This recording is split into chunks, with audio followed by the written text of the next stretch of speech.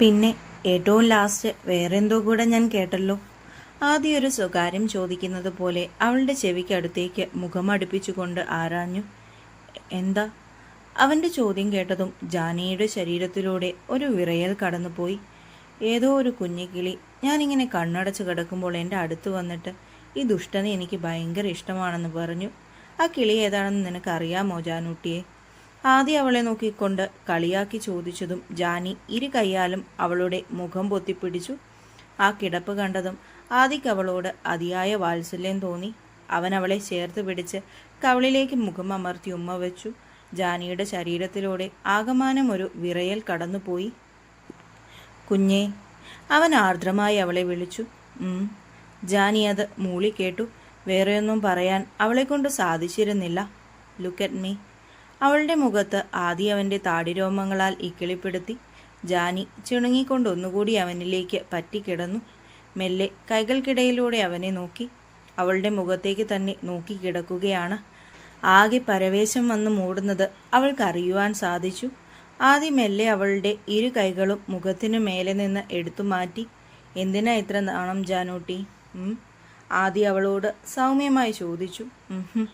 അവൾ വെറുതെ ഒന്ന് ചുമൽ കൂച്ചി. അതെ, എന്നോട് സംസാരിക്കാൻ നിനക്ക് ഈ നാണത്തിൻ്റെ ആവശ്യമൊന്നുമില്ല കുഞ്ഞെ. ഐ ആം യുവർ ഹസ്ബൻഡ് അല്ലേ? നമ്മുടെ കല്യാണം കഴിഞ്ഞിട്ടിപ്പോൾ ഏകദേശം 2 മാസം ആവാനായി ജാനി. എന്നിട്ടും എന്നോട് സംസാരിക്കാൻ നിനക്ക് എന്താണ് ബുദ്ധിമുട്ട്? അവൻ്റെ ചോദ്യത്തിന് ജാനിയുടെ പക്കൽ മറുപടിയൊന്നുമില്ലായിരുന്നു. ദത്തേട്ടനോട് ഇഷ്ടക്കേടും മറ്റുമൊന്നും ഉണ്ടായിട്ടല്ല. പക്ഷേ എന്തോ ഇപ്പോഴും തുറന്ന് സംസാരിക്കാൻ തന്നെക്കൊണ്ടാവുന്നില്ല. അത് തൻ്റെ മാത്രം പ്രശ്നമാണെന്ന് അവൾക്കും അറിയാം. കാരണം ആദി അവളോട് എപ്പോഴും ഫ്രീ ആയിട്ട് തന്നെയാണ് സംസാരിക്കുന്നത്. കുഞ്ഞെ. ആദി അവൻ്റെ തള്ളവിരലിനാൽ ജാനിയുടെ കവിളിൽ പതിയെ തലോടി. എനിക്ക് എങ്ങനെ സംസാരിച്ചു തുടങ്ങണമെന്നറിയാഞ്ഞിട്ടത് ദത്തേട്ടാ. അല്ലാതെ. ജാനി അവൻ്റെ മുഖത്തേക്ക് നോക്കിക്കൊണ്ട് പതിഞ്ഞ ശബ്ദത്തിൽ പറഞ്ഞു. Hey, it's okay, don't be stressed. ഞാൻ നിന്നോട് എനിക്ക് മനസ്സിൽ തോന്നിയ കാര്യം പറഞ്ഞെന്നേയുള്ളൂ. അതൊക്കെ പതിയെ ശരിയായിക്കോളൂ കേട്ടോ. ശരിയായില്ലെങ്കിൽ നമുക്ക് മാറ്റിയെടുക്കാം. അവൻ്റെ മുഖത്ത് വിരിഞ്ഞ ചിരി അവൾക്ക് ആശ്വാസമേകി. അപ്പോൾ ഇത്രയൊക്കെ ആയ സ്ഥിതിക്ക് എന്താ ദത്തേട്ടാ? അവൻ എന്താണ് പറഞ്ഞു വരുന്നതെന്ന് ജാനിക്ക് മനസ്സിലായില്ല. അല്ല, നമ്മളെന്തായാലും സംസാരിച്ച് ഇത്രയിടം വരെ എത്തിയ സ്ഥിതിക്ക് can I kiss you now? ആദ്യം അവളുടെ മുഖത്തേക്ക് മുഖമടുപ്പിച്ചുകൊണ്ട് ചോദിച്ചതും ജാനി ഒന്ന് ഞെട്ടി. ഇത്രയും നേരം ഇല്ലാതിരുന്ന വിറയൽ അവളെ പിന്നെയും പിടികൂടി. കുഞ്ഞെ, ഒരു പ്രാവശ്യം. ഇപ്പോഴും അവൻ്റെ മുഖം അവളോട് അത്രയും അടുത്ത് തന്നെയാണുള്ളത്. എന്തോ അവൻ്റെ ആഗ്രഹത്തെ നിഷേധിക്കാൻ അവൾക്ക് തോന്നിയില്ല. ജാനി മെല്ലെ അവനെ നോക്കി തലയാട്ടി. അവളുടെ സമ്മതം കിട്ടിയതും ആദിയുടെ കണ്ണുകളൊന്ന് വിടർന്നു. ആദി അവളെ നോക്കി അത്രയും ഭംഗിയായി ചിരിച്ചു.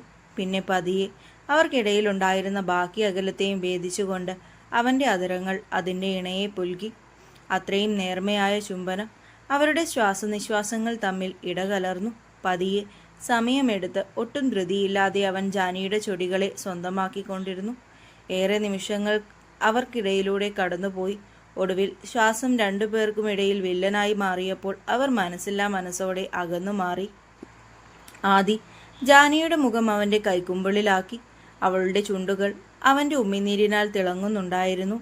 ആദി ഒന്നും കൂടി അവയിൽ അമർത്തി മുത്തിയതിനു ശേഷം അവളുടെ ചുണ്ടു തുടച്ചു കൊടുത്തു.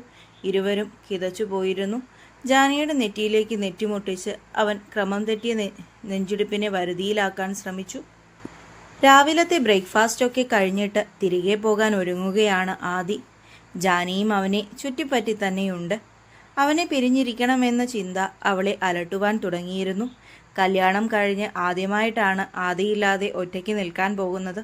സ്വന്തം വീട്ടിൽ മുത്തശ്ശിയോടൊപ്പം നിൽക്കുന്നതിൽ മനസ്സ് സന്തോഷിക്കുന്നുണ്ടെങ്കിലും എന്തോ അത് അവൻ്റെ അസാന്നിധ്യത്തിലാണെന്നോർക്കെ അവളുടെ പാതി മനം ദുഃഖത്തിൽ മുങ്ങിത്താഴുന്നത് ജാനി അറിയുന്നുണ്ടായിരുന്നു.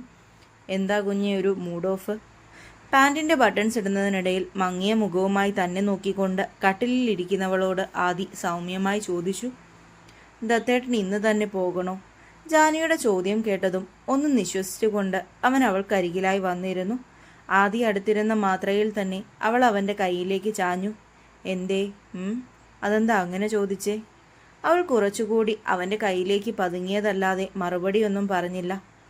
അച്ഛൻ്റെ ഓഫീസിൽ എനിക്ക് ഇത്തിരി വർക്കുണ്ട് കുഞ്ഞെ. ഒഴിവ് കിട്ടുമ്പോഴൊക്കെ ഞാൻ പോയി ഹെൽപ്പ് ചെയ്യാറുണ്ട്. സാധാരണ വീട്ടിലിരുന്ന് കംപ്ലീറ്റ് ചെയ്യേണ്ട വർക്കേ ഉണ്ടാവാറുള്ളൂ. പക്ഷേ ഇതിപ്പോൾ കുറച്ച് ഇമ്പോർട്ടൻ്റ് ആയത് കാരണം 2 ദിവസം എനിക്ക് ഓഫീസിൽ പോയേ പറ്റൂ. ഓക്കെ? ആ മൂളലിനൊരു ശക്തി പോരല്ലോ എൻ്റെ ജാനൂട്ടിയെ. ആദ്യം അവളുടെ നെറുകിലൊന്ന് മുത്തിയിട്ട് ജാനിയുടെ താഴെത്തുമ്പിൽ പിടിച്ച് മുഖമുയർത്തി. അവളുടെ നിറഞ്ഞ കണ്ണുകൾ അവനിൽ നൊമ്പരമുണർത്തി. തൻ്റെ സാമീപ്യത്തെ അവൾ ഇത്രയും ആഗ്രഹിക്കുന്നുണ്ടെന്നറിയുമ്പോൾ ആദിക്ക് ജാനിയോടുള്ള ഇഷ്ടം കൂടുകയാണ് ചെയ്തത്. അവൻ ജാനിയെ കട്ടിലിൽ നിന്ന് ഉയർത്തി അവൻ്റെ മടിയിലേക്കിരുത്തി. അവളൊരു വെപ്രാളത്തോടെ കുതറിമാറാൻ ശ്രമിച്ചെങ്കിലും ആദി വിട്ടില്ല. പിന്നെയും ബലം പിടിക്കാൻ നിൽക്കാതെ ജാനി അവൻ്റെ നെഞ്ചിലേക്ക് അമർന്നു. അപ്പോഴും അവളുടെ കണ്ണുനീർ ഇറ്റു വീഴുന്നുണ്ടായിരുന്നു.